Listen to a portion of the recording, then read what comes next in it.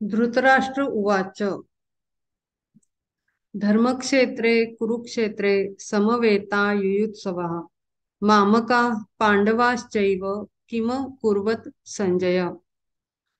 आता इथे ना मी थोडंसं इंट्रोडक्शन देतेय एक वेगळ्या पॉइंट ऑफ व्ह्यूनी की धृतराष्ट्र म्हणजे कोण आहे, संजय म्हणजे कोण आहे, कौरव जे 100 पुत्र आहेत ते कोण आहेत आणि पांडव कोण आहेत,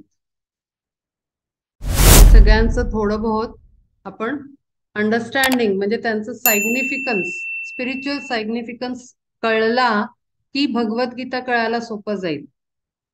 आता धृतराष्ट्र कसा आहे, आंधळा आहे. ठीक आहे. आंधळा म्हणजे त्याचं स्पिरिच्युअल सायग्निफिकन्स हा आहे की धृतराष्ट्राचं कॅरेक्टर जे आहे ते आहे सेल्फ, जो आपल्यातला मी असतो तो.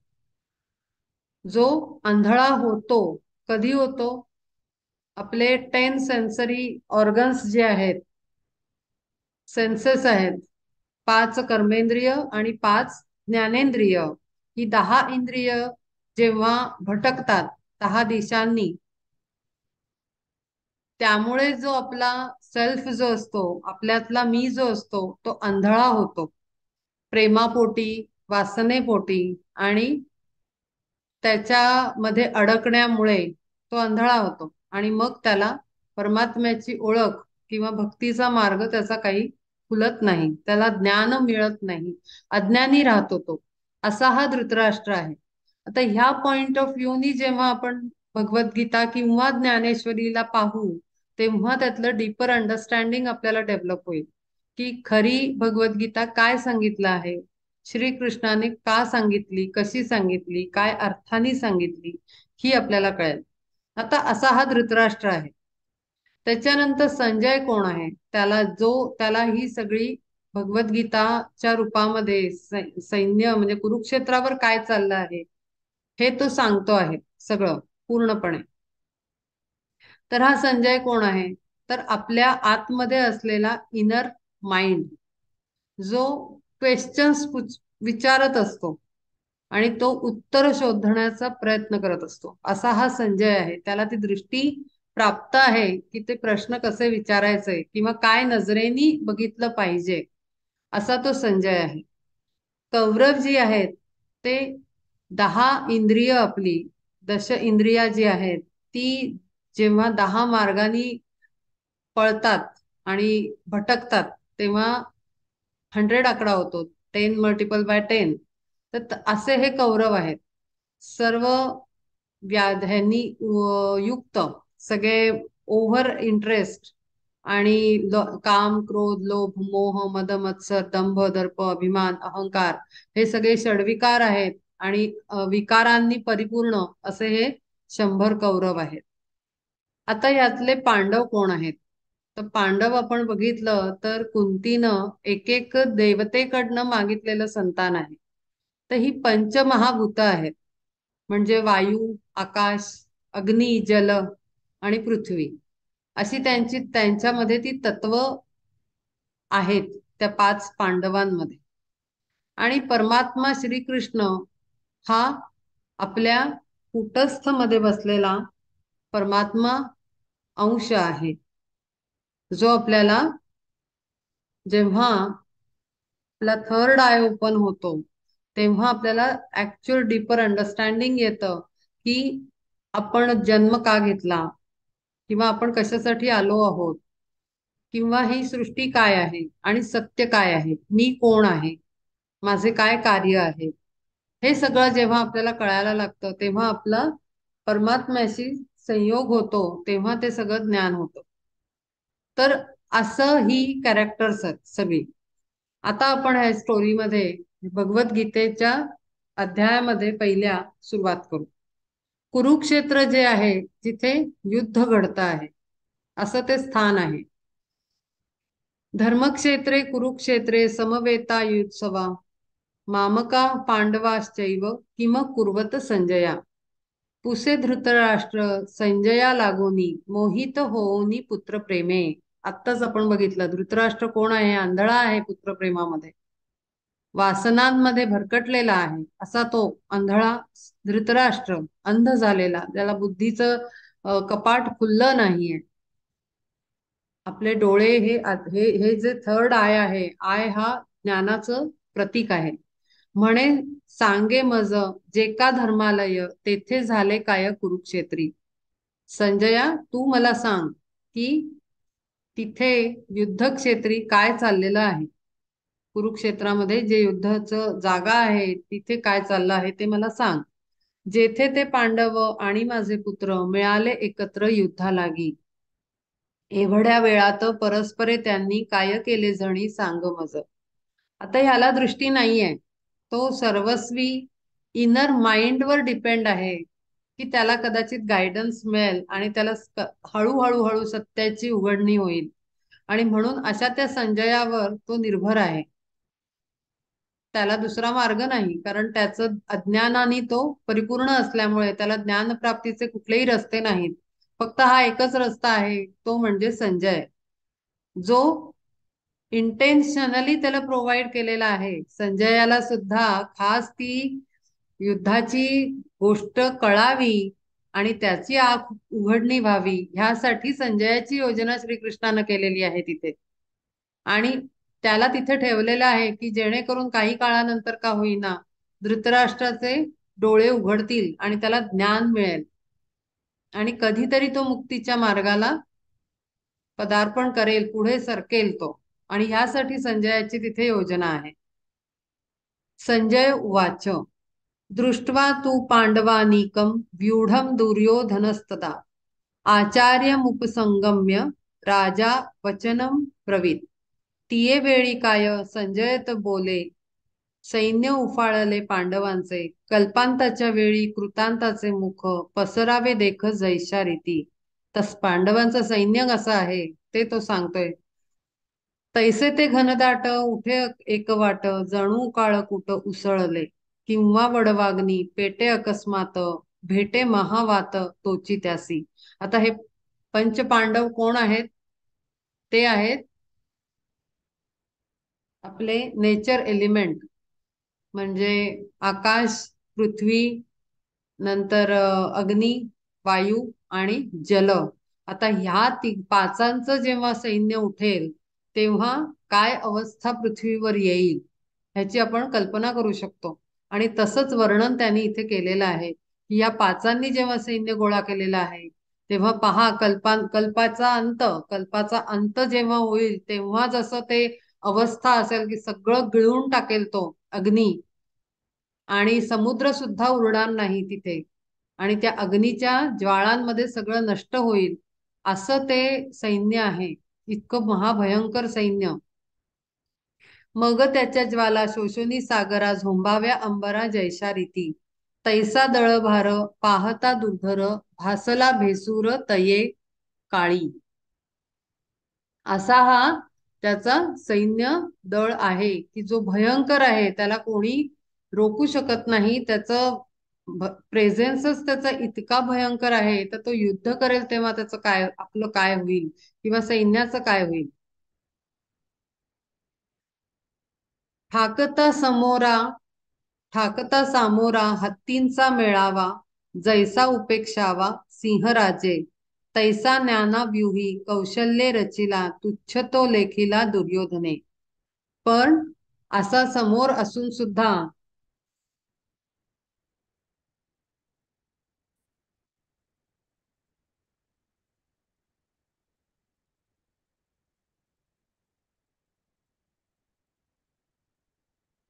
हा इतका मोठा प्रचंड सैन्यदळ समोर असून सुद्धा त्याला त्याची रचना जी केलेली आहे अत्यंत कौशल्यपूर्ण. आपल्याला माहितीये की व्यूहरचना करायचंय पूर्वी युद्धांमध्ये. व्यूहरचना म्हणजे काय, त्याचं डिझाईन जे युद्धाला जेव्हा सैन्य समोर जाईल त्याचं डिझाईन केलेलं असायचं प्रॉपर. त्याला प्लॅन केलेला असायचा की कुठल्या दलाने कुठे उभं राहायचं, त्याचे अधिपती कोण असतील त्या त्या सैन्याचे, असे सगळे नेमलेले असायचे. आणि त्याला असं एक पर्टिक्युलर पॅटर्न मध्ये त्याला प्रेझेंटेशन असायचं सैन्यामध्ये, सैनिकांचं पूर्ण. तर असं सगळं असून सुद्धा त्याला दुर्योधन अत्यंत तुच्छ लेखत आहे. पश्यैताम पांडुपुत्राणाम आचार्य महतीम चमूम व्यूढाम द्रुपदपुत्रेण तव शिष्येण धीमता. राजा दुर्योधन मग द्रोणापासी येऊनी तयासी काय बोले. म्हणे देखील एका कैसे उभारले सैन्य उसळले पांडवांचे. वाटे गिरी दुर्ग जणू ते चालते रचिले भोवते नाना व्यूह. आता तो सांगतोय की दुर्योधन द्रोणांपाशी आला आणि त्यांना सांगतोय की पहा कसं सैन्य घेऊन आलेले आहेत. एवढं मोठं सैन्य घेऊन आलेत सगळे पांडव. जणू काही मोठा पर्वत समोर ठाकला आहे असं वाटतं आहे. ज्यांनी वेगळ्या वेगळ्या रचना केलेल्या आहेत, व्यूह रचना. आणि त्याच्यामध्ये आता कोण कोण आहे त्याचं तो पूर्णपणे ओळख देतो आहे. राजा द्रुपदाचा पुत्र दृष्टद्युम्न, ज्यासी विद्यादान केले तुम्ही. पहा, तुम्ही ज्याला विद्यादान केलं तो तुमच्या समोर तुमचा शिष्य उभा आहे युद्ध करायला, तुमच्याशी लढायला. तुमचा तो तज्ञ शिष्य असामान्य तेणेची हे सैन्य उभारले.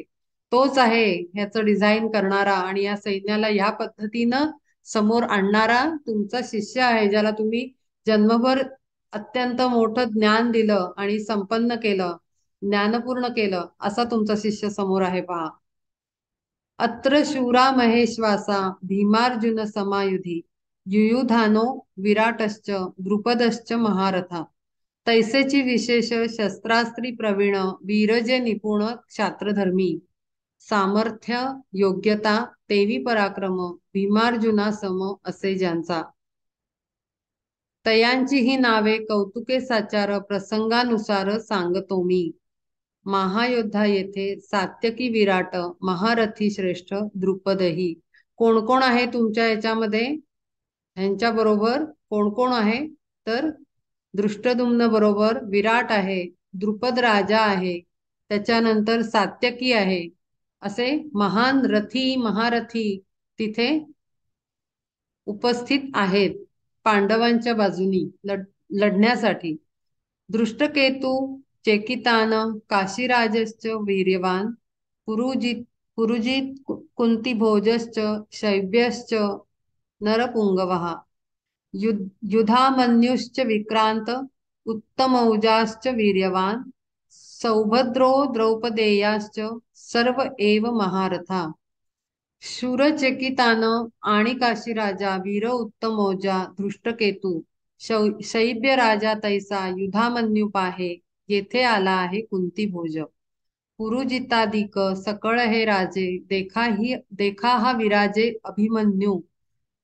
जो प्रति अर्जुन सुभद्रेचा प्राण द्रौपदी नंदन आणि कही.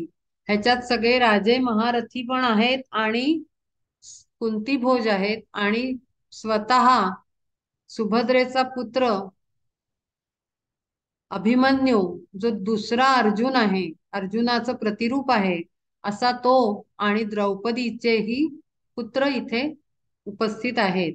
ऐसे हे सकळ महारथी वीर असंख्य अपार आले येथे. हे सगळं पांडवांचे सैन्य आहे. अस्माकं तू विशिष्टा ये तान्नी बोध द्विजोत्तमा.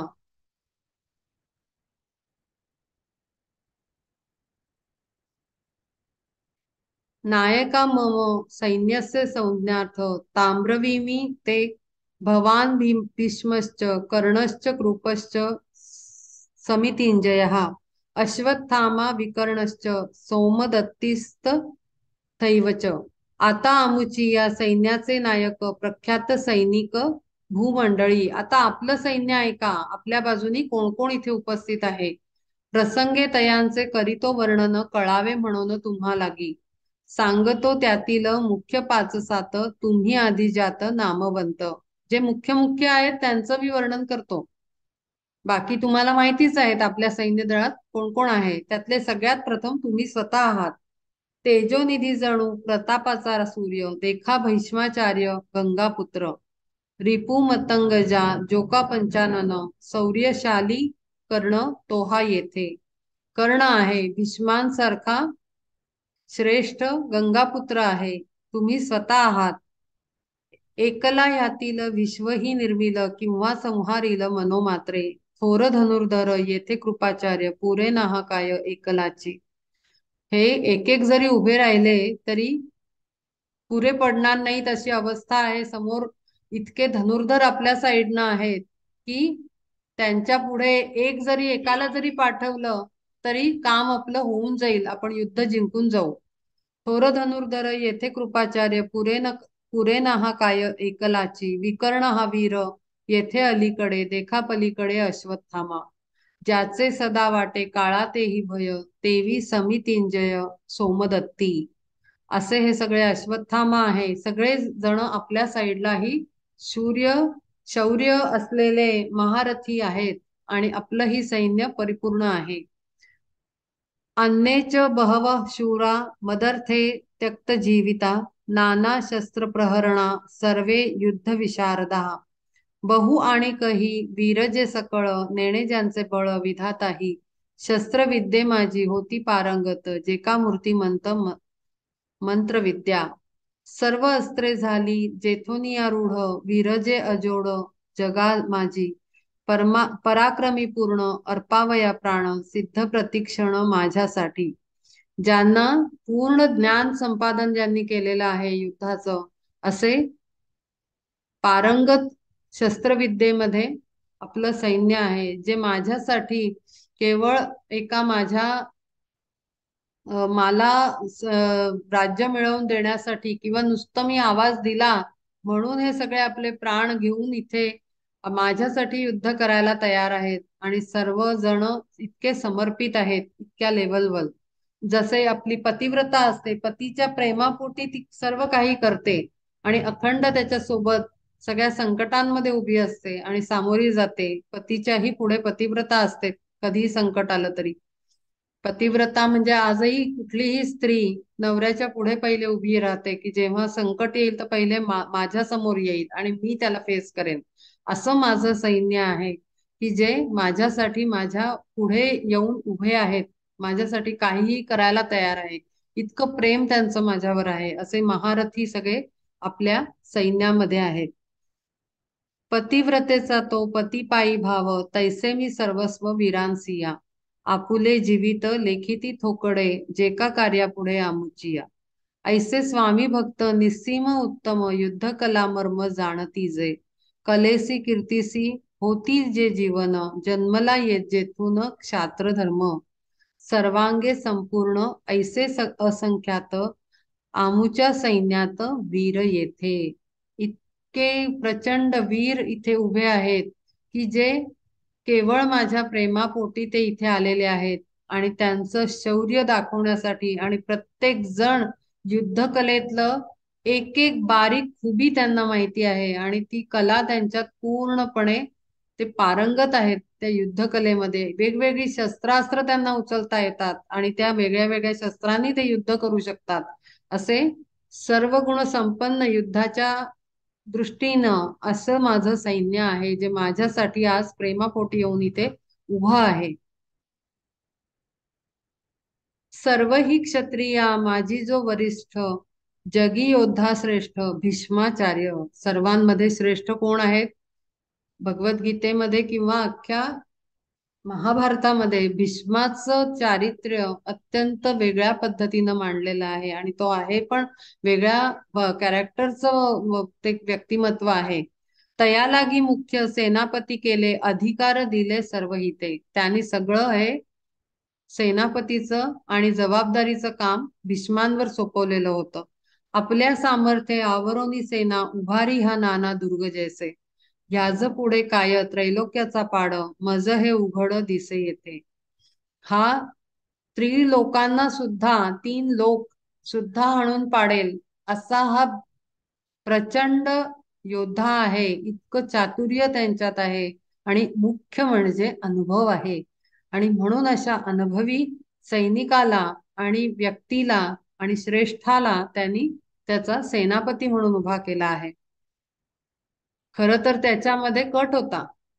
आपण आपण महाभारत बघितलेलं आहे की त्याचे पांडव हे लाडके होते, पण त्यांना शब्दामध्ये आणि वचन देऊन त्यांनी त्यांना अडकवलेलं होतं. त्यामुळे भीष्माचार्यही काही करू शकत नव्हते.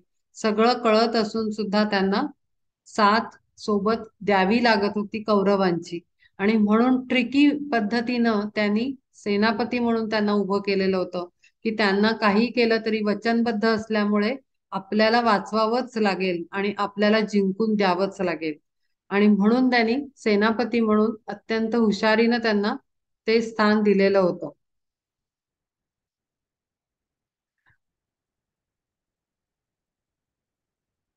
याज पुढे काय त्रैलोक्याचा पाड मज हे उघड दिसे येते. समुद्र तो पाहे आधीची दुस्तर वडवाग्नी भर देई त्यासी. किंवा काळाग्नी ते मिळे महावात तैसा गंगासुत सेनापती. ऐशा या सैन्याशी झुंजवेल कोणा पांडवांची सेना दिसे थोडी. आडदांड भीम पहा सेनानाथ बोलोनी हे स्वस्थ राहिला तो. अशा आपल्या प्रचंड सैन्यापुढे आणि भीष्माचार्यांपुढे कोणाचा टिकाव लागणार आहे? एवढंच तर ते पांडवांचं सैन्य आहे. 4 महारथी आहेत त्याच्यात. त्यांचा काय टिकाव लागणार आहे? आपल्या सेनापती पुढेच. त्यामुळे पहिला सेनापतीलाच ते फेस करू शकणार नाहीत, समोर जाऊ शकणार नाहीत, त्यांच्या पुढे टिकू शकणार नाहीत, तर माझ्यापर्यंत आणि आपल्या सगळ्यांपर्यंत यायचं काही प्रश्नच येत नाही. अयनेषु च सर्वेषु यथा भागम अवस्थिता भीष्ममेवा विरक्षन्तु भवंत सर्व एवही. सर्व सेनापती आपले पाहून पुन्हा दुर्योधन काय बोले. म्हणे झुंजावया सिद्धवा सकळ आपुलाले दळ सज्ज करा. ज्यांच्या पाशी ज्या ज्या होती अक्षोहिणी त्या त्या तेथे रणी विभागाव्या. वरी अधिकारी जो जो महारथी तेणे तया प्रती आवरोनी. सगळ्यांना तो इन्स्ट्रक्शन द्यायला लागला, सांगायला लागला की चला भराभरा आपण आपल्या आपल्या सैन्याला सज्ज करा आणि आपल्या आपल्या पोझिशन्स घ्या. तुम्हाला जे काही आपण व्यूहरचना केलेली आहे, आपल्या युद्धाची जी रचना आहे, आपल्या सैन्याची जी रचना केलेली आहे, त्याप्रमाणे तुम्ही तुमची तुमची स्थानं ग्रहण करा आणि आपापल्या सैन्याला इन्स्ट्रक्शन्स द्या. पुढे काय करायचं ते मार्गदर्शन करा. वरी अधिकारी जो जो महारथी तेणे तया प्रती आवरोनी. राहावे सर्वांनी भीष्मांच्या आज्ञेत जाणोनी तो श्रेष्ठ सर्वा माझे. मग पुन्हा ऐसे बोले द्रोणापासी संरक्षावे यासी तुम्ही आता. सर्व भावे याते माझ्या ठाई माना सैन्या साचपणा ह्याच्या योगे. पहा, ह्या ह्याच्यातनं म्हणजे पहिले तर त्यांनी भीष्मांना बांधूनच ठेवलेलं आहे शब्दांमध्ये आणि वचनबद्ध करून. आणि आता दुसरे द्रोणाचार्य आहेत, त्यांना तो बांधून ठेवण्याचा प्रयत्न करतोय की आता हे माझ्यासाठी लढणार आहेत, तर तुम्ही ह्यांचं संरक्षण करा, जेणेकरून आपलं पराक्रम दिसेल आणि आपण युद्ध जिंकू. असं म्हणून तो त्यांना सुद्धा इनडायरेक्टली धमकी दिल्यासारखं म्हणतोय की आता त्यांचं संरक्षण तुम्ही करायचंय, कारण त्याच्यावरच सगळं आपलं रिझल्ट जो आहे युद्धाचा तो अवलंबून आहे. आणि कसं पहा तुम्ही त्यांना, तर तुमचा जो मुख्य राजा आहे होणारा म्हणजे मी, तर माझ्यासारखं माझ्या विचारांनी त्यांच्याकडे बघा की सर्व भावे याते माझ्या ठाई माना सैन्या साचपणा याच्या योगे. मला जेवढा तुम्ही रिस्पेक्ट देता आणि ज्याच्या माझ्या एका शब्दासाठी तुम्ही इथे आहात, अशा एवढा रिस्पेक्ट तुम्ही त्यांना द्या आणि त्यांचं प्रोटेक्शन करा जसं तुम्ही माझं करता. कारण ते टिकले तरच आपलं सगळा निभाव लागणार आहे. आपल्याला सगळ्यांना बाकीच्यांना लढण्याची जरूरत लागणार नाही. ते एकटेच पांडवांना भारी पडतील. इतकं प्रचंड शौर्य त्यांच्यात होतं, महापराक्रमी होते भीष्म. तस्य संजय न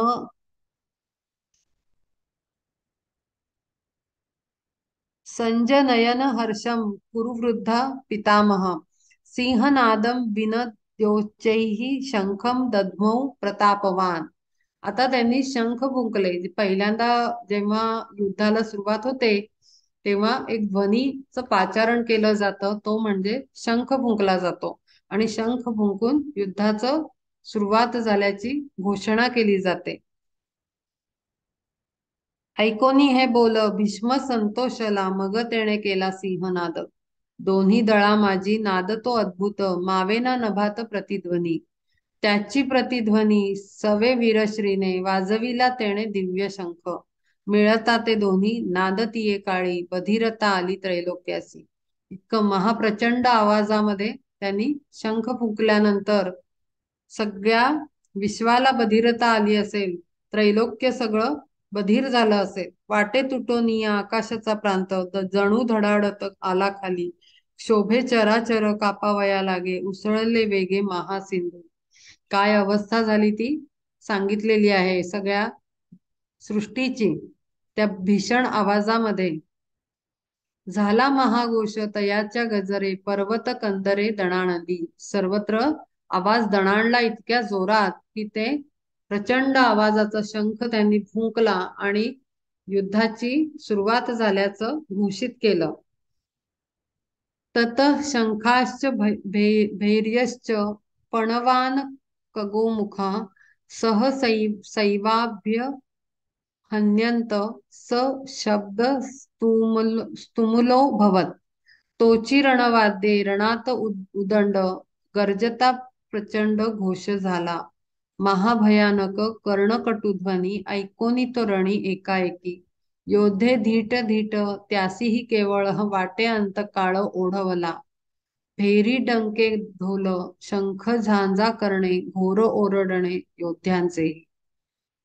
एवढा प्रचंड ध्वनी ऐकून जे युद्धाला आलेले रथी महारथी होते, एक सेकंद एक मिनिटाला त्यांचं काळीज थरथरलं असेल की आपण कोणत्या महायुद्धात पाय टाकलेला आहे आणि याचा निकाल आता काय लागेल माहित नाही.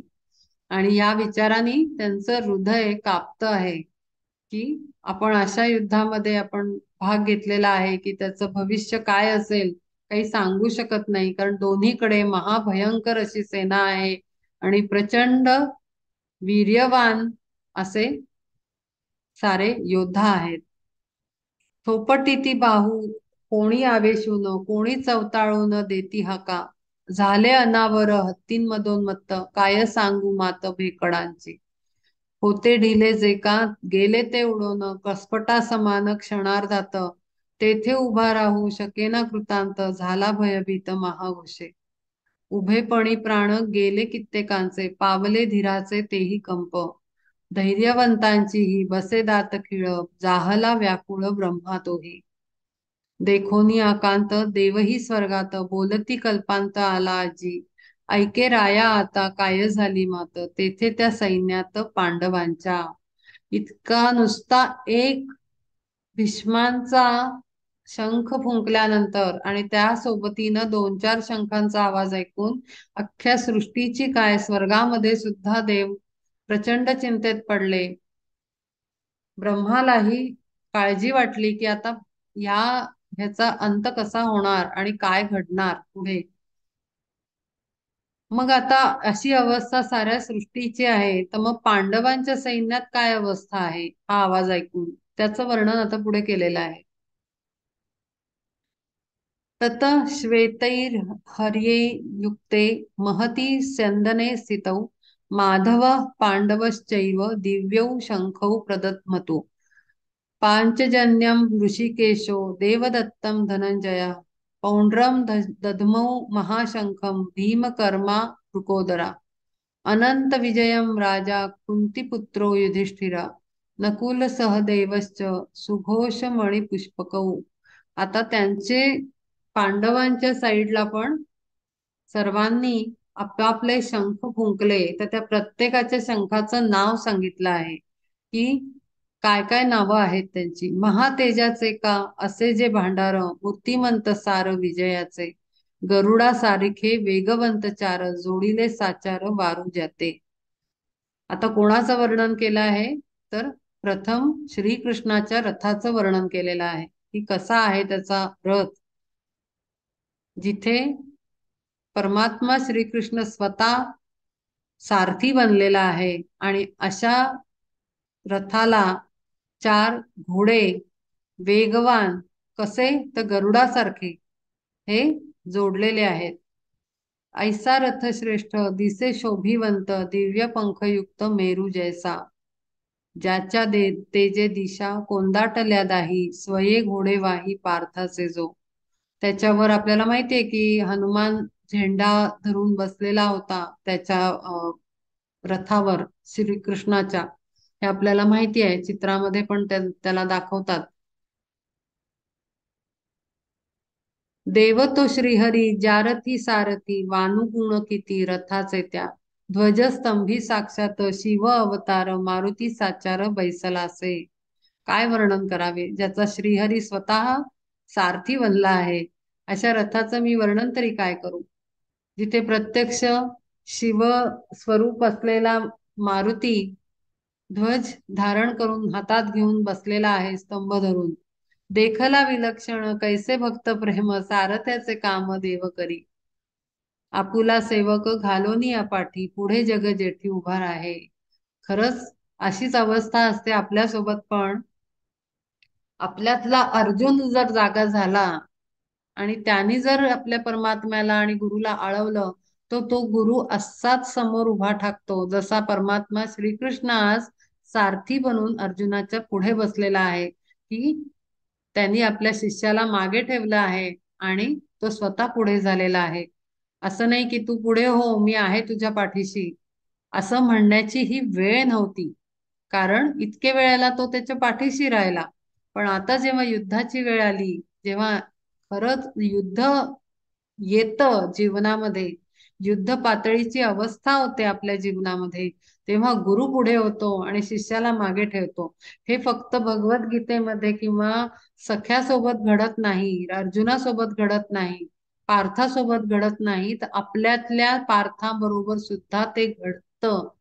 हे खरंच आहे की जेव्हा असं प्रचंड संकट येतं तेव्हा आपल्याला गुरु पूर्ण प्रोटेक्शन देतात आणि ते पुढे होतात आणि ते सहजरित्या आपल्याला असं जवळून संकट गेल्यासारखं भासतं. का तर आपण पूर्णपणे आच्छादलेलं असतो गुरुच्या शक्तीनं. आणि तशीच अवस्था इथे श्रीकृष्णानं पूर्णपणे प्रोटेक्शन दिलेलं आहे अर्जुनाला आणि तो स्वतः पुढे उभा ठाकलेला आहे त्याच्या रथावर. आपुला सेवक घालोनी पाठी पुढे जग जेठी उभा आहे.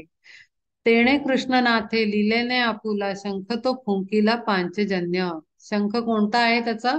पांचजन्य नावाचा शंख आहे श्रीकृष्णाचा. सूर्योदयी जैसा नक्षत्रांचा लोप होय आपोआप नभा माझी तैसा कौरवांच्या दळी सभोवार वाद्यांचा गजर चालीला जो. कळे ना तो कोठे लोपला सत्वर तेणे घन घोर महाघोषे मग पार्थे तेथे शंख देवदत्त वाजविता होत महानाद. अर्जुनाचा शंख कोणता आहे? देवदत्त नावाचा शंख आहे त्याचा. त्यांनी जेव्हा शंख फुंकले तेव्हा तिथे जी वाद्य वगैरे वाजत होती त्याचे आवाज छोटे पडले आणि प्रचंड नाद उठला पूर्ण सृष्टीमध्ये. मग पार्थ तेथे शंख देवदत्त वाजविता होत महानाद दोन्हीही ते ध्वनी मिळता अद्भुत ब्रह्मांड शतकुट होऊ पाहे. तोची महाकाळा सारिखा क्षोभून उठे भीमसेना आवेशाने. भीम आवेशाने उठला आणि त्यांनी त्याचा शंख महाशंख वाजवला पौंड्र नावाचा. पौंड्र महाशंख फुंकिला तयाने जैसा का दणाने काळ मेघ. मग धर्मराज वाजविता होय अनंत विजय शंख थोर. त्याचा धर्मराजाचा युधिष्ठिराचा शंखाचं नाव आहे अनंत विजय. नकुळे सुघोष आणि नकुळे सुघोष तोमणी पुष्पक वाजविला शंख सहदेवे. सहदेवाचा मणी पुष्पक नावाचा आणि नकुलनी सुघोष नावाचा शंख वाजविला. प्रचंड गंभीर ऐकोनी तो ध्वनी गेला घाबरोनी काळ तोही. त्या क्षणाला काळ देवतेला सुद्धा वाटलं असेल की आता आता काय होणार माहिती नाही. जी पंचमहाभूत आणि प्रत्यक्ष परमात्मा युद्धाला उभा राहिला आहे, आता कसं होणार सृष्टीचं. आणि त्यांच्या समोर उभ्या असलेल्या रथी महारथींचं काय होणार, पांडव पांडव जेव्हा युद्धाला उभे राहिले आहेत तर कौरवांचं काय होणार, अशी काळाला सुद्धा भीती वाटायला लागली. काश्यश्च परमेश्वास शिखंडी च महारथ दृष्टद्युम्नो विराटश्च सात्यकीश्चापराजिता द्रुपदो द्रौपदेयाश्च सर्वश पृथ्वीपते सौभद्रश्च महाबाहु शंखान् दध्मो पृथक् पृथक् सघोषो धार्तराष्ट्राणां हृदयानि व्यदारयत् नभश्च पृथिवीं चैव तुमुलो व्यनुनादयन् पांडवांच्या दळी भूपती अनेक द्रौपदेयादिक आणि गजे. आता बाकीचे पण आहेत रथी प्रत्येकाने आपला शंख वाजवला. कारण शंख वाजवणं हे एक त्यातली रिच्युअल आहे की युद्ध सुरू होताना प्रत्येक जण, कारण त्यांच्याकडे प्रत्येकाकडे त्याचं त्याचं सैन्य आहे आणि ते ते एक एक पार्ट एक एक स्पेशल एरियाज त्यांना दिलेले आहेत की कोणाचं धनुष्याचं असेल, कोणाचं गदा घेऊन सैन्य असेल, तर त्यांनी प्रत्येकाने आपापल्या सैन्याला इशारा देण्यासाठी तो शंख वाजवायचा ही रिच्युअल आहे तिथली. आणि त्याप्रमाणे प्रत्येकाने आपापला शंख वाजवायला सुरुवात केलेली आहे. पांडवांच्या दळी भूपती अनेक द्रौपदेयाधिक आणि कजे महाबाहू काश्य द्रुपद तो येथ अर्जुनाचा सुत अभिमन्यू सात्यकी अजिंक्य शिखंडी विराट तैसा नृपनाथ दृष्टदुम्न ऐसे थोर वीर सैनिक प्रमुख त्यांनी नाना शंख वाजविले. ते सैन्य प्रमुख आहेत. आताच सांगितलं मी की प्रत्येकाचं आपापलं सैन्य घेऊन ते सामील झालेले आहेत. तर आपापल्या सैन्याला ती इन्स्ट्रक्शन देण्यासाठी ते शंख वाजवला जातो आणि त्याप्रमाणे त्यांनी आपापले शंख वाजवायला सुरुवात केली. प्रचंड तो घोष दणाणता तेथ बैसला आघात एकाएकी तेणे शेष कुर्म दस कोणी जाती सोडाया पाहती भूभाराते. शेष शेष नाग जो आहे असे सगळे प्राणी. आता तुम्हाला माहिती असेल की आपण राहतो त्याच्यामध्ये फक्त काही ह्युमन्स नाही आहेत, तिथे अॅनिमल किंगडम म्हणतो आपण त्याला. म्हणजे अॅनिमल वर्ल्ड आणि त्याच्याबरोबर प्लांट वर्ल्ड म्हणजे जिथे झाडं वगैरे आहेत असे एक त्यांची दुनिया आहे. जसं आपली माणसांची दुनिया आहे, ह्युमन वर्ल्ड आहे, तसंच अॅनिमल वर्ल्ड पण आहे. म्हणजे अॅनिमल किंगडम म्हणतो, human kingdom, animal kingdom, plant kingdom, असे 3 वर्ल्ड्स म्हणजे एरियाज आहेत ज्याच्यामध्ये लिव्हिंग बिंग्स वेगळ्या वेगळ्या लेवलवर राहतात. आता एवढं मोठं महाभयंकर युद्ध छेडलं आहे, तर आता ह्या माणसांची ही अवस्था, तर प्राण्यांची, झाडांची, सृष्टीची काय अवस्था झाली असेल. तर ते सुद्धा त्यांना भूलोक सोडून जावा का काय असं वाटायला लागलं. इतकं प्रचंड ध्वनी अख्ख्या सृष्टीमध्ये नाद उठला आहे, प्रचंड नाद. मेरू मंदराचा जाऊ पाहे झोक घोषे तिन्ही लोक हादरता पर्वतही हादरले. त्यांचा झोक जातो का काय. आता त्यांना सृष्टी काय म्हणतात ना, भूकंप होतो तेव्हा जसं अख्खी धरती कापून उठते आणि थरारते, अगदी तशीच अवस्था या नादध्वनीनी झालेली आहे. वाटे आकाशाते बैसोनी हिसडा होऊ पाहे सडा नक्षत्राचा. आता जी नक्षत्र म्हणून आपण जे वर पाहतो, तारे, चांदण्या आणि ग्रह, हे सुद्धा आता हलून खाली पडतायत का काय अशी अवस्था, अशी भीती वाटायला लागली. सत्यलोकी झाली एकची आरोळी पहा गेली गेली सृष्टी आज. आता फार कठीण आहे की आता ही सृष्टी काही, आता ह्याच्या पुढे काही जिवंत राहणार नाही. आता सगळं नष्ट होण्याचा टाइम आला. एवढं महाभयंकर युद्ध आता इथे सुरू झालेलं आहे. आता सारे देव झाले निराधार उठे हाहाकार तिन्ही लोकी असोनी दिवस लुप्त झाला भानू वाटे आला जणू प्रळयांत. किती खरंच म्हणजे इतकं वर्णन केलं आहे, तर काय अवस्था झाली असेल खरोखरी त्यावेळेला, जेव्हा असे प्रचंड शक्ती सगळ्या एकमेकांच्या अपोजिट भागांमध्ये उभ्या आहेत आणि युद्ध करायला त्या शक्ती सगळ्या एकत्र आलेल्या आहेत. तर सृष्टीची काय अवस्था झाली असेल की सूर्य सुद्धा लपला आहे असं वाटायला लागलं. सगळे देव घाबरलेले आहेत. आदिपुरुषही होऊनी विस्मित म्हणे न हो अंत ब्रह्मांडाचा. आदिपुरुष कोण आहे? जो परमात्मा महादेव आहे, शिव आहे, तो सुद्धा आता विचार करायला लागला की आता होतंय तर काय, आता काही अंत होतोय का काय सृष्टीचा, सृष्टीची पुन्हा रचना करावी लागणार की काय, या केलेल्या रचनेचं काय होणार, जिवंत प्राण्यांचं काय होणार, जीवांचं काय होणार. एरवी युगांत होता ओढवला जेव्हा घोष केला कृष्णादिकी महाशंखाचा तो ओसरला नाद, परी पडसाद ठेला त्याचा. तेणे पडसादे झाली दाणादाण, सैनिकांची जाण कौरवांच्या. महावनी जैसा हत्तीचा समूह, विदारितो सिंह लीला मात्रे. तैसाची तो तेथे गेला प्रतिध्वनी, हृदये भेदुनी कौरवांची. घोर प्रतिध्वनी ऐकोनी तो कोणी, गेले उभेपणी गळोनिया. म्हणून या देती एकमेका साध, वारे वा सावध बोलती ते. ते पळापळ व्हायला लागली कौरवांच्या याच्यात, कारण त्यांना माहिती होतं की जिथे श्रीकृष्ण उभा आहे याचा अर्थ समोरची शक्ती नक्कीच जिंकणार आहे, ही कौरवाच्या सैन्याला सुद्धा कल्पना होती. पण वचनबद्धता जी असते, मिठाला जागणं म्हणतो आपण, ते सर्वांच्या हृदयामध्ये आहे. आणि म्हणून ते केवळ तिथे सर्व जीव एकवटून साहस, सामर्थ्य आणि धैर्य एकवटून ते तिथे युद्धाला हजर आहेत. पण ह्या प्रचंड ध्वनीनी सगळ्यांचीच घाबरून वाट लागलेली आहे, की आता माहिती नाही काय होणार आपलं, आणि त्यापेक्षा इथून पळून गेलेलं बरं. पण पळून तरी कसं जाणार, शौर्य परमिशन देत नाही. जे जे क्षत्रिय धर्म आहे, क्षत्रिय धर्म आहे, त्याला शौर्य, त्याच्या आतलं जे शौर्य असतं ते त्याला अलाऊ करत नाही की तू पळून जा, सैन्यातनं निघून जा, रणांगण सोड, असं ते शौर्य त्याला अलाऊ करणार नाही. त्यामुळे तिथेच उभं राहणं आणि एकमेकांना धीर देऊन थांबवणं, या पलीकडे यांना काही पर्याय उरला नाही. अथ व्यवस्थितान दृष्ट्वा धार्तराष्ट्रान कपिध्वजा, प्रवृत्ते शस्त्र संपाते धनुरुद्यम्य पांडवः.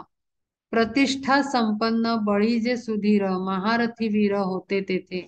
आवरोनी त्यांनी सैन्य आपुलाले, पुन्हा सज्ज केले झुंजावया. त्यांचे जे सेनापती होते, एक एक राजे, त्यांना उतरून आपापल्या सैन्याला सांभाळावं लागलं आणि थांबवावं लागलं, की तुम्ही पळून जाऊ नका, आपल्याला युद्ध करायचं आहे आणि जे काही आहे त्याला आपल्याला समोर जायचं आहे. उठावले तेव्हा दुण्या आवेशाने, क्षुब्ध झाले तेणे लोकत्रय. बाणांचा वर्षाव करीते वीर, जैसे जलधर प्रलयांती. देखोनिया तेथे अखंड अतिवृष्टी, तोष झाला चित्ती अर्जुनाच्या. मग जो सावेश करीत निरीक्षण, देखे कुरुजन आगवाची.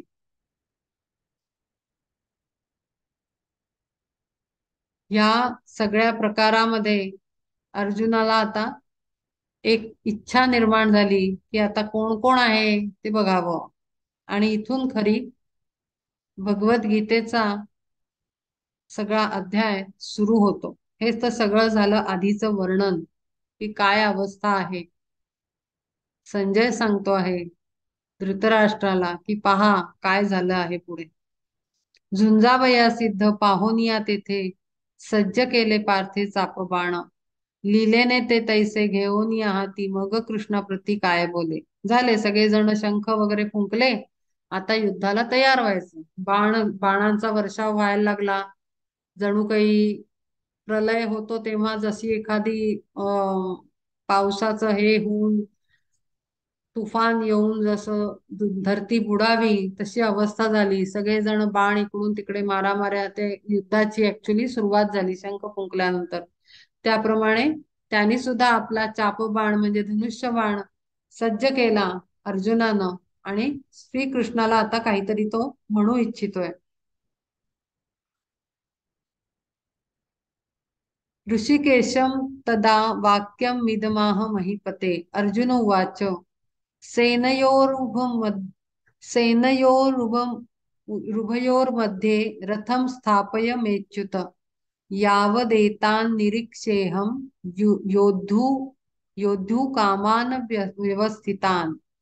कैर्मया सह योद्धव्य अस्मिन् रणसमुद्यमे. योत्स्यमाना मानान् वेक्षेऽहं य एतेऽत्र समागतः. धार्तराष्ट्रस्य दुर्बुद्धेर्युद्धे प्रिय चिकीर्षवः. आता त्याला बघायचं आहे की काय काय कोण कोण येऊन उभं राहिलंय समोर. कुतूहल म्हणून आता पहिले सध्या आता त्याला इच्छा झाली की पाहावं काय आहे, कोण कोण आहे, पुढे कोण आहे, मागे कोण आहे, कोणाला काय कार्य दिलंय, कोणाची काय पोझिशन आहे, असं कुतूहल त्याला निर्माण झालं असावं आणि म्हणून त्यांनी हा पहिला आपलं म्हणणं व्यक्त केलेलं आहे. म्हणे सर्वातून कोणाशी झुंजावे लागे हे पाहावे म्हणून या. पहिले कोणाला घ्यायचं युद्ध करायला हे बघावं लागेल. दोन्ही सैन्या माझी नेओनी त्वरित देवा माझा रथ उभा करी. झालं त्यांनी सांगितलं की माझं मध्यामध्ये नेऊन उभं कर रथ. कारण मला बघावं लागेल पहिले कोणाशी युद्ध करायचं मग कोणाशी करायचं. तर ते पाहण्यासाठी माझं सैन्याच्या मधोमधी जाऊन तू उभा कर. जोवरी हे सर्व वीर धीट धीट क्षणवरी नीट न्याहाळीन बहु उतावीळ दुष्ट हे कौरव झुंजावयाची हाव बाळगीती. नाही रणी धैर्य नाही पराक्रम आवडे संग्राम परी याते. राया लागी ऐसा सांगोनी वृत्तांत संजय तो तेथ काय बोले. संजयनी इथपर्यंत सांगितलं की हे सगळं असं असं झालं आणि आता श्रीकृष्णाला अर्जुन विनवणी करतोय की तू मला जरा बघू दे की कोण कोण समोर आहे. त्यांच्यात धैर्य तर नाही आहे नुसता उतावीळपणा आहे. सर्व कौरवांमध्ये अत्यंत दुष्ट असे पराक्रम नाही ज्ञान नाही आणि येऊन नुसते उभे आहेत. केवळ संग्राम हा आवडीचा विषय आहे. युद्ध करणं हाच आवडीचा विषय आहे. भांडणं हाच युद्धाचा विषय घेऊन ते आलेले आहेत. त्यांना बाकी काही कला कौशल्य नाही कुठली पारंगत हे नाही आणि असे हे येऊन उभे राहिलेत. मला जरा बघू तर दे की कोणाला पहिले लढायला घेऊ. असं कारण काढून त्यांनी मध्यभागी नेऊन उभं करण्याचा विचार श्रीकृष्णापुढे ठेवला. आणि हा सारा वृत्तांत संजय इनर साइट माइंडला देत आहे सेल्फला देत आहे की हे सगळं असं युद्ध चालू आहे. आता संजय काय म्हणतोय ते बघूया. संजय उवाच एव मुक्तो ऋषिकेशो गुडाकेशेन भारत सेनयोरुभमर सेनयोरुभयोर्मध्ये स्थापयित्वा रथोत्तमम् भीष्म द्रोण प्रमुखतः सर्वेषां च महीक्षिताम् उवाच पार्थ पश्यैतान् समन्वेतान् कुरुनिति तत्रा पश्यस्तिता पार्थ पितॄनथ पितामहान् आचार्यान् मातुलान् भ्रातृ पुत्रान् पौत्रा सखीस्तथा श्वशुरान् सुहृदश्चैव सेनयोरुभयोरपि तान् तान् समीक्ष्य स कौन्तेय सर्वान् बन्धू व्यवस्थितान् कृपया परयाविष्टो विषीदन्निदम ब्रवीत. सगळ्यांना पाहिलं आणि त्याला विषाद योग आला. फायनली म्हणे राया ऐके ऐशा परिपार्थे सांगता श्रीकांते काय केले. चालविता त्यांना सांगितल्याबरोबर श्रीकृष्णाने काय केलं. आता तो काही श्रीकृष्ण म्हणून नाही बसलाय. तो पुढे आरूढ जरूर झालेला आहे पण तो सारथी आहे. जसं काही राजा मागे बसलेला सांगेल त्याप्रमाणे तो घेऊन जाणार. म्हणजे दोन प्रकारचे रोल तिथे परमात्मा श्रीकृष्ण चालवत आहे स्वतःचा. एक म्हणजे त्याला संरक्षित पण केलेलं आहे आपल्या भक्ताला पण त्याला त्याचं मन वापरून विचार वापरून बुद्धी वापरून जगण्याचा आणि निर्णय घेण्याचा अधिकार आणि तेवढी स्पेस आणि फ्लेक्झिबिलिटी सुद्धा त्याने इथे दिलेली आहे. बघू तरी आपला शिष्य कसे सगळे विचार करतो आणि कसं हे सगळं हँडल करतो. आणि म्हणून तो नीचतम योगामध्ये तिथे सारथी बनून हजर आहे की तो जसं सांगेल तसं तो करणार पण प्रोटेक्शन पण आहे एकीकडे. चालविता रथ हाकवोनी वाजी दोन्ही सैन्या माझी उभा केला. त्यांनी नेऊन उभा केला. अर्जुन म्हणाला मध्ये नेऊन उभा कर. त्यांनी नेऊन उभा केला कारण तो सारथी आहे त्याचा. भीष्म द्रोणादिक जेथे आप्तजन आणि भूपगण उभा पुढे उभा. आता ह्याच्यावरनं आपल्याला एक एक म्हणजे मला आता क्लिक झालं की श्रीकृष्णाचा रोल जो त्यांनी केलेला आहे त्यातनं शिकण्यासारखं खूप आहे की स्वतः खरं तो परमात्मा श्रीकृष्ण आहे आणि देवस्वरूप म्हणजे अत्यंत ओरिजिनल परमात्म्याची शक्ती त्याच्यामध्ये आहे. पण तो आज तिथे काय रोलने उभा आहे, काय भूमिकेमध्ये आहे, तर तो त्याचा सारथी आहे. मग तो सारथीचा जो भाव आहे आणि सारथीची जी भूमिका आहे तीच तो निभावतो आहे. तिथे काही तो परमात्मा श्रीकृष्ण किंवा त्याचा गुरु किंवा त्याचा सखा म्हणून तो वागत नाहीये. तर ह्यातनं आपण शिकण्यासारखं हे आहे, मला असं वाटतं की आपण जरीही आपलं खरं सत्य स्वरूप जे आहे आत्मस्वरूप ते असलं तरीही श्रीकृष्ण आपल्याला हे शिकवतो आहे इथे ह्या भागामध्ये की तुम्ही ज्या रोलमध्ये असता तो रोल पहिले जसाच्या तसा निभावणं अत्यंत आवश्यक आहे. म्हणजे तुम्ही कोणाची पत्नी आहात, कोणाची बहीण आहात, कोणाचे भाऊ आहात, कोणाचे वडील आहात, बायको आहात, नवरा आहात. तुम्ही ज्या रोलमध्ये आहात तो रोल निभावणं अत्यंत आवश्यक आहे. ज्यातून परमात्मा श्रीकृष्ण सुद्धा मागे हटलेला नाही. तर असं कार्य करायला आपण का चुका करतो, हा प्रश्न विचार करण्यासारखा आहे इथे. की तो परमात्मा श्रीकृष्ण असून सुद्धा सारथीचं काम करतोय. त्यांनी जसं त्याला कळतंय की हे सगळं चुकीचं आहे, आता जे काही वागणार आहे ते सगळं चुकीचं आहे, पण तरीही तो त्याला साथ देतोय केवळ त्याचा रोल प्ले करण्यासाठी. कारण तो सारथी म्हणून तिथे बसलेला आहे. त्यांनी आधीच सांगितलेलं होतं त्याला की मी जरी तुझ्या बरोबर असलो तरी मी शस्त्र उचलणार नाही आणि कुठलेही निर्णय घेणार नाही. म्हणजे माझा रोल काही इम्पॉर्टंट रोल नसेल, मी फक्त सोबत म्हणून तुला तिथे राहीन. शेवटी त्यांनी शस्त्र उचलायची ते जेव्हा वेळ आली तेव्हा उचललं, किंवा त्याला जी करामत करायची होती ती त्यांनी केली. पण तरी वचन हे दिलं होतं की मी शस्त्र उचलणार नाही आणि मी ज्या भूमिकेत असेन ती भूमिकाच मी पूर्णपणे तिथे पार पाडीन. मी कुठल्याही त्यापेक्षा वेगळ्या भूमिकेत मी शिरणार नाही. आणि इथे कुठेतरी आपल्यालाही एक लेसन आहे, लर्निंग आहे, टीचिंग्स आहेत ही, की आपण आपली भूमिका सोडली नाही पाहिजे. जरी आपण आत्मस्वरूप परमात्मा स्वरूप असलो तरी ते सत्य वेगळं आणि भूमिकेचं सत्य ही तेवढंच वेगळं आणि महत्वाचं, हे कळलं पाहिजे. भीष्म द्रोणादिक जेथे आप्तजन आणि भूपगण उभा पुढे उभा, थांबवोनी रथ तेथे धनुर्धर पाहे दळ भार उत्कंठेने. मग म्हणे देवा ते येथे पाहे पाहे गोत्र गुरु नाही सकळही, ऐकोनी हे बोल कृष्णदेवराय पाहोनी विस्मय क्षणभरी. आश्चर्य वाटलं त्याला की काय करतोय हा, आता काय आवश्यकता आहे. आधी इतके दिवस हे सगळं तो पाहतोय की हे माझे आप्तजन आहेत, हे माझे गुरुवर्य आहेत, हे माझं गोत्रज आहेत.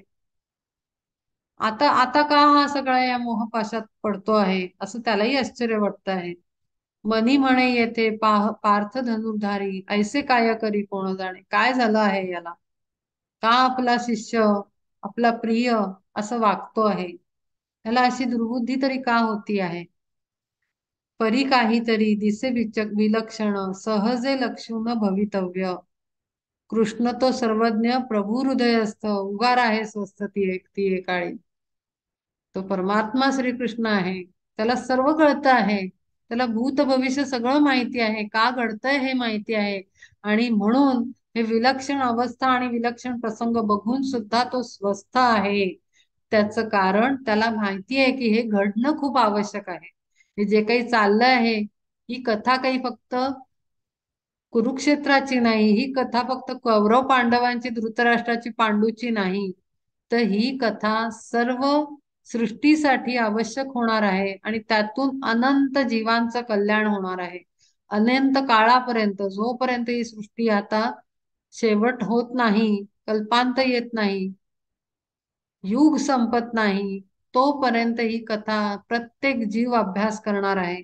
आणि म्हणून ही घटना घडणं फार आवश्यक आहे. आणि म्हणून सर्व माहिती असून सुद्धा प्रभू हृदयस्थ उगार आहे स्वस्थ ती काळे.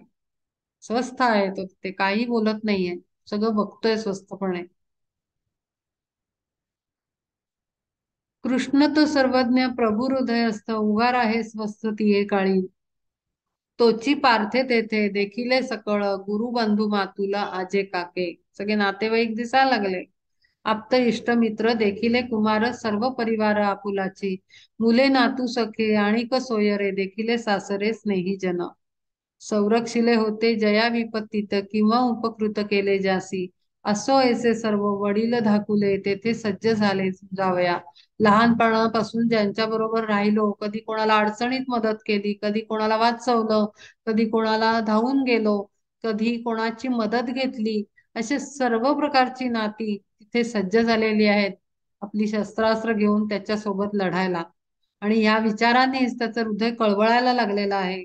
अत्यंत दुःख हळूहळू निर्माण व्हायला लागलंय की अरे, हे सगळे आपलेच आहेत आणि मग हे आपल्या समोर उभे ठाकलेले आहेत, त्यांना काहीच वाटत नाहीये आणि मी हे कसं, त्यांना कळत नाहीये, त्यांची बुद्धी जागेवर नाही, पण मला तर आता सगळे दिसत आहेत, तर मी कसं करू आणि मी कसं लढू या सगळ्यांसोबत.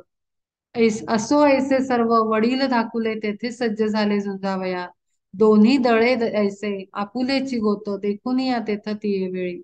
आपले गोत्रजच आहेत, दोन्हीकडची नाती आहेत, आईकडची आणि वडिलांच्या साईडची, आणि अख्खा परिवार आहे आपला. आपण ज्या नावाने इथे उभे आहोत तो सगळं नाव घेऊन असलेलं कुळ अख्खं उभं आहे.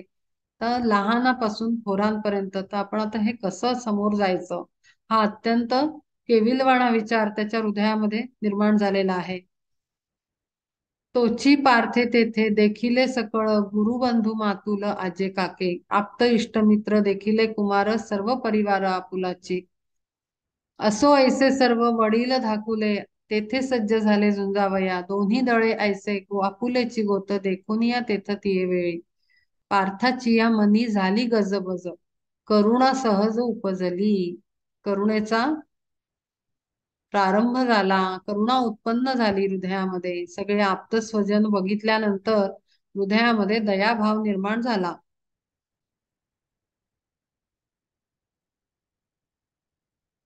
तेणे अपमाने देखा वीरवृत्ती गेली तया प्रती सोडोनिया, कुलीन स्वरूप सद्गुणी ललना तेजे साहतीना सवतीते, रंगला नूतनी जैसा कामीजन जाय विसरवण निज पत्नी.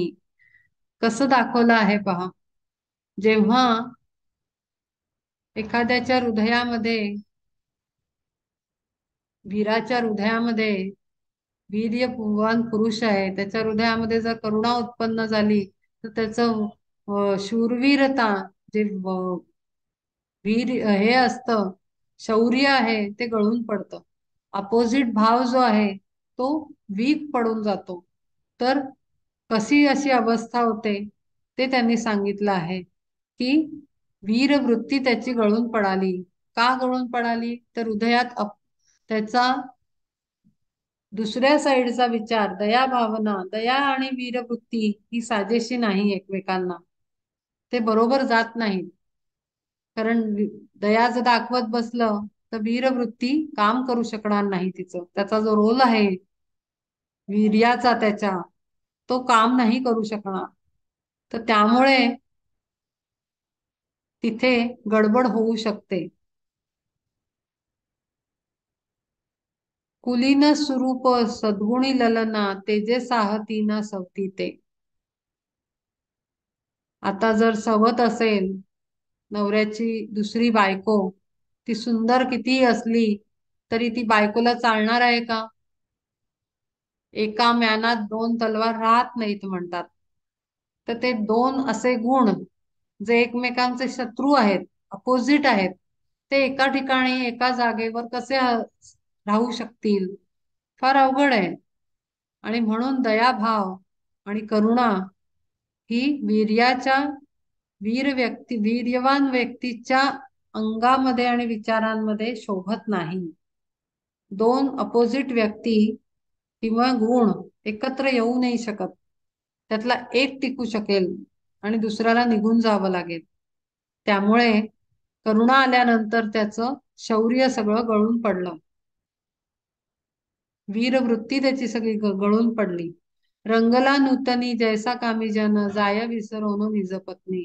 एखाद्याला कामवासना निर्माण झाली तर तो कसं आपलं सगळं असलेलं रिस्पॉन्सिबल कॅरेक्टर आणि फॅमिली तो विसरून जातो एका क्षणात. जसं घरामध्ये वचन दिलं असेल की मी दारू प्यायला जाणार नाही, ती समोर दारू दिसल्यानंतर ते वचन माणूस विसरून जातो. प्रेमाने दिलेलं वचन, जबाबदारीने दिलेलं वचन तो विसरून जातो आणि त्याला विसर पडून पूर्णपणे तो दारूकडे आकर्षित होतो. तशी अवस्था आहे इथे त्याची. त्याला पूर्ण शौर्याचा विसर पडलेला आहे त्या करुणेच्या प्रसंगाने. न पाहे योग्यता घेता तिचा छंद, होय मती मंद वेडावला. बायकोला विसरून जसा कामवासनेने ग्रसित असलेला पुरुष जसा आनंद घेत राहील आणि बायकोला विसरून जाईल, परिवाराला विसरून जाईल, अगदी तशी अवस्था त्याच्या मनाची झालेली आहे. त्याचं बुद्धी चालत नाहीये आणि चुकीचं काम करतोय तो. न पाहे योग्यता घेता तिचा छंद, होय मती मंद वेडावला. तपोबोळे किंवा प्राप्त होता ऋषी वृद्धी, भ्रंशोनिया बुद्धी तापसाची. मग तया जैसी नाठवे विरक्ती, तैसी झाली स्थिती अर्जुनाची. एखाद्या तपस्व्याला जर बुद्धिभ्रंश झाला तर कशी त्याची त- तापसी वृत्ती म्हणजे वैराग्य त्याचं कसं गळून पडेल. आणि एखाद्या चुकीच्या धन लोभ किंवा कशाचा तरी लोभ होऊन त्याचं जी विरक्तीचा भाव आहे त्याच्यामध्ये, एखाद्या तापसीचा म्हणजे तपस्व्याचा जे वैराग्य आहे ते कसं गळून पडेल अपोजिट भाव निर्माण झाल्यानंतर. तसंच अवस्था अर्जुनाची आहे. तयाचे हृदय कारुण्य ग्रासिले, म्हणून लोपले पौरुषते. मांत्रिकासी जैसे झपाटी ते भूत, जरी चुकी होत मंत्रोच्चारी. मंत्र उच्चारणात जर चूक झाली तर ते काढायला गेलेलं असतं भूत, तेच झपाटतं. तशी त्याची अवस्था झाली. जे भूत उतरवायला निघाला होता, जे नष्ट करायला निघाला होता कौरवांचं, त्यांनाच बघून त्याला ते डोक्यावर बसलं. काय तर प्रेम आणि करुणा त्याच्या हृदयामध्ये ग्रासली गेली पूर्णपणे. आणि शौर्य त्याचं सगळं, पौरुष म्हणजे शौर्य त्याचं सगळं गळून पडलं. मांत्रिकासी जैसे झपाटी ते भूत, तरी चुकी होत मंत्रोच्चारी. तैसा महामोहे ग्रासीला तो वीर, म्हणून या धीर गेला त्याचा. कॉन्फिडन्स गेला की मी आता युद्ध हे कसं करू, माझ्याच लोकांपुढे मी उभा कसा राहू. देखा चंद्रकला स्पर्शता क्षणात, मणी चंद्रकांत द्रवे जैसा.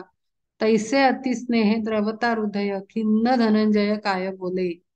तो इतका खिन्न झाला, त्याचं सगळं गळून पडलं. जो काही कॉन्फिडन्स होता, जे काही शौर्य होतं, जे काही त्यांनी धारण केलेलं होतं, ते सगळं त्याचं नातलगांना बघून गळून पडलं. दया भावना करुणा प्रेम हे सगळ्या विचारांनी, ह्या वासना आहेत, या सगळ्यांनी तो ग्रासून गेला आणि त्याच्यामध्ये युद्ध करण्याची शक्ती काही उरली नाही.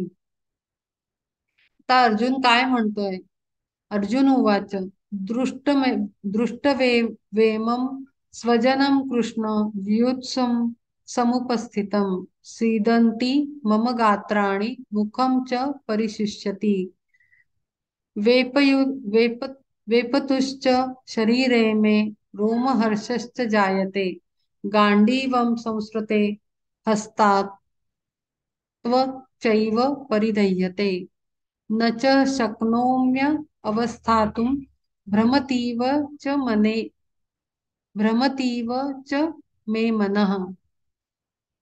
स्वजनांना पाहून त्याची अवस्था फार वाईट झालेली आहे. म्हणे ऐके देवा पाहिला मिळावा, दिसे हा आघवा गोत्रवर्ग.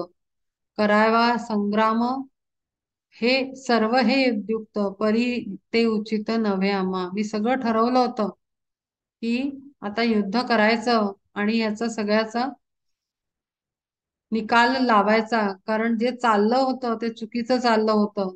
धर्मच्या विरुद्ध सगळ्या घटना घडत होत्या. अधर्म चालू होता आणि म्हणून मी खरं तर गांडीव धनुष्य घेऊन उभा राहिलो होतो. पण आता हे काही शक्य होईल असं वाटत नाही.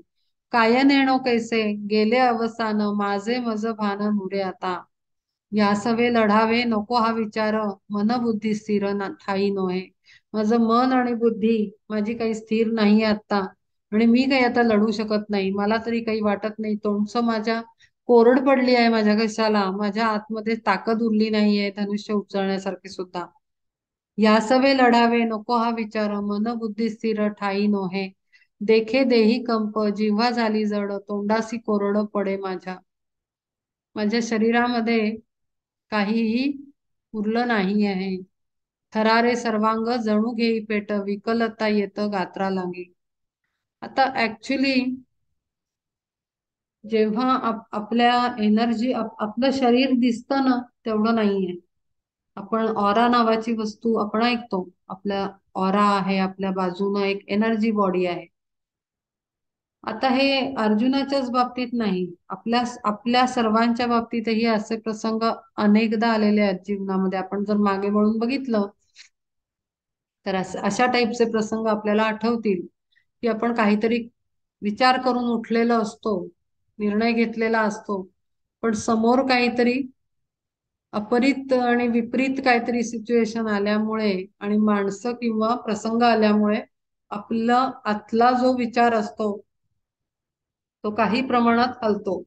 तर बेसिकली आपल्या एनर्जी बॉडीमध्ये जर निगेटिव्ह इमोशन्स आणि निगेटिव्ह थॉट्सनी एंट्री केली, की आपल्या सोलचा जो शाईननेस असतो, आपल्या आत्म्याची जी शक्ती आहे आणि आत्म्याचं जे तळपतं व्यक्तिमत्व आहे ते झाकोळून जातं. क्लाउड्स येतात त्याच्यावर पूर्णपणे. भीती, त्याच्यानंतर दुःख, अज्ञान आपलं सगळं, आणि त्याच्यातून निर्माण झालेला राग, संताप, या सगळ्या गोष्टी आहेत. या सगळ्या आत्म्याच्या ऍक्च्युली जे कंडिशन आहे सोलची, ब्राईटनेस आहे, त्याच्यावर क्लाउड्स येतात आणि ते पूर्णपणे ढगात आड गेल्यासारखं होतं. आणि त्यामुळे आपली सुद्धा अशी अवस्था होते की जर निगेटिव्ह थॉट्स एंटर झाले आपल्या एनर्जी बॉडीमध्ये, तर आपली जी प्युरिटी असते, प्युरिफाईड जी कंडिशन असते आत्म्याची, मनाची, विचारांची, ती सुद्धा मलिन होते. आणि म्हणून प्युरिफिकेशन करणं खूप आवश्यक आहे. डेली रेग्युलर बेसिसवर विचारांना काढणं आणि आपल्या सगळ्या एनर्जी बॉडीला क्लीन ठेवणं हे खूप आवश्यक आहे. आणि तसंच अवस्था याची झालेली आहे की त्याची एनर्जी बॉडी डर्टी झाली का, तर मायेचा प्रभाव त्याच्यावर झाला आणि त्याला दुःख, प्रेम, अतिप्रेम आणि निगेटिव्ह सारे विचार त्याच्यावर सगळे जमा झाल्यामुळे त्याच्या आत्म्याचं जे शौर्य आणि त्याचा ब्राईटनेस होता तो सगळा ढगाळ झाला, मलिन झाला. आणि तो ब्राईटनेस काही आता बाहेर दिसण्याची लक्षणं काही त्याच्यात उरलेली नाहीयेत. जेणे युद्धा माझी शंकरासी हार नाही, कळे ना तेव्हा, कळे ना ते केव्हा, गळोनिया गेले हृदय व्यापिले मोहे जैसे. हे काय, त्याच्यावर मोहाचं पांघरुण पडलं आणि त्याच्या आतमध्ये ते जे शौर्य होतं ते गळून पडलं. थरारे सर्वांग जणू घेई पेट, विकलता येतच गात्रा लागी. पाहे ढिला होता गांडीवाचा हात, धरे नाते तेथ पडे खाली. त्या हातामध्ये सुद्धा शक्ती एवढी उरली नाही, कारण विजयाची आणि सत्याची शक्ती असते ना, ती प्रचंड असते. पण जरा जरी त्याला जर निगेटिव्ह एनर्जीचा टच झाला किंवा निगेटिव्ह एनर्जी इतकी वाईट आहे, निगेटिव्ह थॉट्स, नकारात्मक विचार आणि नकारात्मक शक्ती इतक्या प्रचंड असतात, म्हणजे त्याची ताकद खूप जास्त आहे. त्यामुळे जरा भले भले आजकाल आपण बघतो चांगलं चांगलं करिअर केलेले आणि चांगले चांगले लोक सुद्धा आजकाल डिप्रेशन सारख्या इलनेस मध्ये जाताना आपल्याला दिसतात. कारण जरा जरी त्या आतल्या आत्मसूर्यावर ढग आले, निराशेचे म्हणा, दुःखाचे, रागाचे, संतापाचे किंवा कुठल्याही प्रकारच्या नकारात्मक पद्धतीचे आणि विचारांचे, वागण्याचे, तर तेवढं तेजस्वी पण आतमध्ये राहत नाही. ते सगळं ज्ञान, सगळी कला, सगळं चैतन्य पूर्ण ढगाळ जातं आणि तो व्यक्ती अंधारात गेल्यासारखा जातो. आणि म्हणून आजकाल हा प्रॉब्लेम यायला लागलेला आहे जो डिप्रेशनवाला आहे. अगदी तशीच मानसिक अवस्था आज इथे अर्जुनाची आहे की तो पूर्ण झाकोळून कव्हर होऊन गेलाय निगेटिव्ह थॉट्सनी. आणि सगळी शक्ती त्याच्या अंगातली निघून गेली की ते गांडीव सारखं महाभयंकर धनुष्य सुद्धा त्याच्या हातात पेलवेना त्याला, आणि ते गळून पडला हातातून त्याच्या. कळेना ते तेव्हा केव्हा गळोनिया गेले, हृदय व्यापिले मोहे जैसे. प्रचंड मोह निर्माण झाला आप्तस्वकीयांसाठीचा, जे खरं तर कामाचे नव्हते, पण का त्या वेळेला दुर्दैवानं त्याच्या हृदयावर सगळे जमा झाले. होते वज्राहून विशेष दारुण, दुर्धर कठीण पार्थ चित्त. वज्रासारखं कठीण हृदय होतं, चित्त त्याचं स्ट्रॉंग होतं, त्याचा डिसिजन पक्का होता की अधर्माला मिटवून धर्माची स्थापना करायची. पण ते सगळा मोह नातेवाईकांचा, गुरूंचा आणि सर्व आप्तस्वकीयांचा मोहानी त्याला पूर्णपणे कमजोर करून टाकलं, वीक करून टाकलं. निवात कवच दैत्य केले ठार, क्षणी तो जर्जर झाला मोहे. भल तेसे काष्ट शुष्क शुष्क कठीणांग, भेरी तसे भृंग लिहिले नेची. परी कोडे जेव्हा कोवळ्या कळीत, गुंतोनिया तीत पडे जैसा. म्हणे चिरू कैसी पद्माची पाकळी, तेथे देई बळी प्राणाचाही. जेव्हा कळीच्या आतमध्ये जेव्हा एखादा भृंग म्हणजे भुंगा अडकून पडेल आणि तो बाहेर नाही निघू शकणार. भुंगा कधी आतमध्ये जातो, त्याला मोह पडतो स्वाद घेण्याचा, आणि त्या मोहापायी तो आतमध्ये अडकतो आणि त्याला बाहेर नाही निघता येत. त्याला फार कठीण होऊन जातं, त्याला मदत केली तर तो निघू शकतो बाहेर. आणि अगदी तशी अवस्था अर्जुनाची झालेली आहे की तो मोहपाशेमध्ये इतका जास्त गुंतला गेला आहे आणि त्याला फार कठीण आहे ते त्यातून बाहेर पडणं. आणि आता त्याला कोणाची तरी मदत लागणार आहे, कारण तो फार आतपर्यंत डुबला आहे आणि गळून पडला आहे पूर्ण. त्याच्यात आता ताकदच नाहीये. म्हणजे आता परमात्म्याच्या शक्तीशिवाय आणि हात दिल्याशिवाय तो काही आता उठणं कठीण आहे. म्हणे चिरू कैसी पद्माची पाकळी, तेथे देई बळी प्राणाचाही. तैसा स्नेहबंध अति हळुवार, म्हणून साचार तोडवेना. आदिपुरुषाची अगम्य ही माया, नये आकळाया ब्रह्मयाती. आता हे का का त्याला मोह पडला? तर ही काही केवळ नातलगांना बघून निर्माण झालेला मोह नाहीये, तर हीच तर खरी महामाया आहे. जी महापार्वती जी आहे, आदिशक्ती, तिनं जे सृष्टीमध्ये रूप धारण केलं आहे, ती ही माया आहे.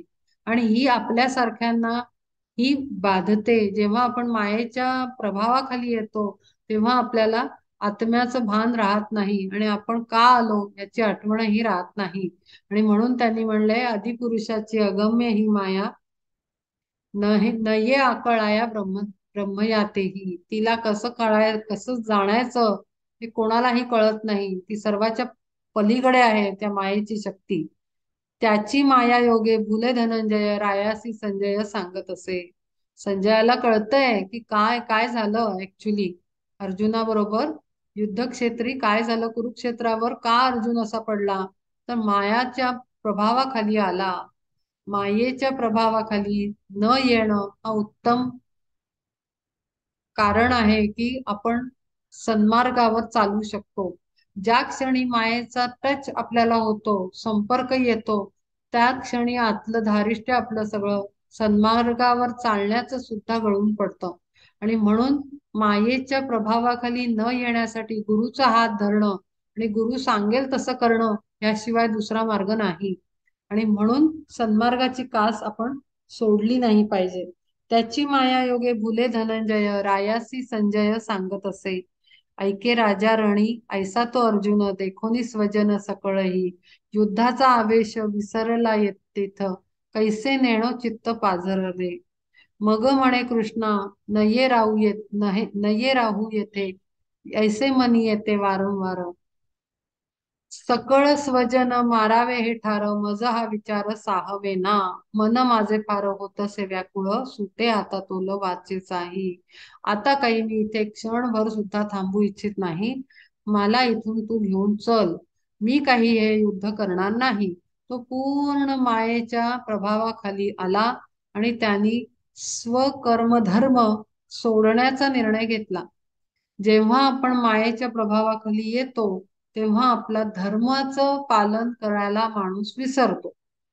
त्याला सर्व विसर पडतो की तो कशासाठी आलेला आहे, त्याचं कर्म काय आहे, त्याचा धर्म काय आहे, आणि त्यांनी काय केलं पाहिजे, काय सही आहे, काय सरळ आहे आणि योग्य आहे, हे त्याला कळत नाही. म्हणजेच काय, तर विवेक सुटतो. अर्जुनाचा इथे, अर्जुन विवेक संपन्न होता, पण त्याचा विवेक ढळला, कारण मायेचा प्रभाव पडला. मायेचा प्रभाव पडल्यानंतर विवेकाची तिथे राहत नाही, योग्यता राहत नाही, विवेक तिथे हजर राहत नाही. पुन्हा तेच आहे की दोन तलवारी म्यानात राहणार कशा. तर आपल्याला सुद्धा विवेक संपन्न जगायला पाहिजे, तेव्हाच आपण मायेला काटू शकतो. मायेला जर काटायचं असेल, माया नावाच्या शक्तीला, माया म्हणजे काही ती अं, आपण मुलांना माया करतो ती नाही, तो तर आपला धर्माचं काम आहे. पण ज्या धर्मात आहोत त्यातलं काम आहे, त्यातला रोल आहे तो. माया म्हणजे त्याचा अतिप्रभाव. जेव्हा सृष्टी धारण केली तेव्हा शंकर आणि पार्वती सेपरेट झाले. शंकराने सृष्टी निर्माण केली आणि तिला पार्वतीनं धारण केलं, सृष्टी रूपाने धारण केलं. म्हणून आपल्या सभोवतालची सृष्टी जी आहे तो मायेचा प्रभाव आहे, ती खरी सृष्टी नाही, ते सत्य नाही. ही सृष्टी ही असत्य आहे आणि हे अद्वैतामध्ये सांगितलेलं आहे. मी पहिल्या चॅप्टरमध्ये, पहिल्या लेक्चरमध्ये मी सांगितलं होतं अद्वैत काय आहे, तर सर्व काही परमात्मा आहे. ही सृष्टी नित्य राहणारी नाही, तो केवळ संभ्रम आहे, कारण ती मोहमाया आहे. आणि अशाच मोहमायेच्या संभ्रमात तो अडकला आणि त्याचा विवेक तुटला, विवेकाची कास सुटली. विवेक त्याच्याकडे राहिला नाही, आणि विवेक राहिला नाही त्यामुळे त्याला योग्य अयोग्य काय ह्याचं सामर्थ्य त्याचं निघून गेलं, आणि त्या क्षणी त्याला तर तिथे राहायचं पण नाही, त्याला निघून जावं वाटतं आहे. एवढं बोलून आपण इथे थांबूया आणि 31व्या श्लोकापासून आपण पुढच्या वेळेला सुरू करूया. आता आपल्याला जर काही क्वेरीज असतील तर आपण डिस्कस करू, एक 5-10 मिनिटं आहेत.